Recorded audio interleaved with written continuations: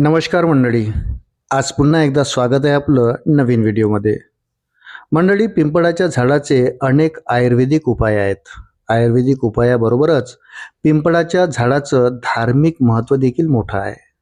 पिंपळाच्या झाडाला नियमित जल अर्पण केल्यास पितृदोष दूर होतो. तसेच दर शनिवारी पिंपळाच्या झाडाखाली दिवा लावल्यास शनिदेवाची देखील कृपा होते.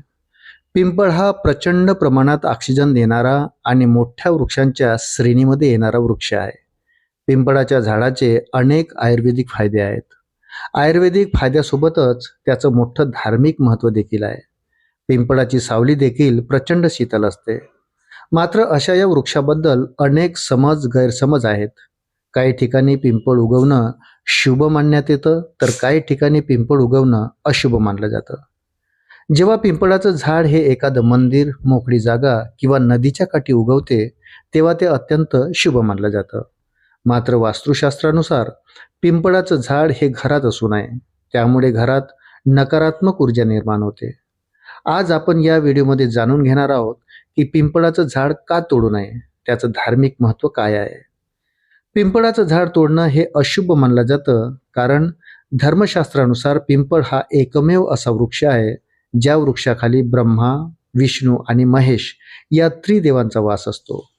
पिंपळाच्या झाडाची पूजा केल्यास, त्याला नियमितपणे जल अर्पण केल्यास या त्रिदेवाचा आशीर्वाद सदैव तुमच्या पाठीशी राहतो आणि तुम्हाला तुमच्या प्रत्येक गोष्टीमध्ये यश मिळतं. दुसरं महत्त्वाचं कारण म्हणजे धर्मशास्त्रानुसार पिंपळाचं झाड तोडणं अशुभ मानलं जातं.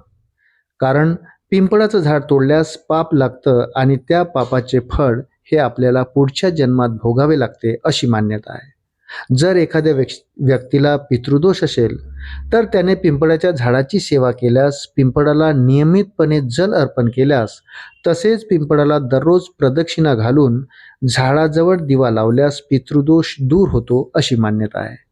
त्यामुळे पिंपळाच्या झाडाला तोडणं अशुभ मानलं गेलं आहे.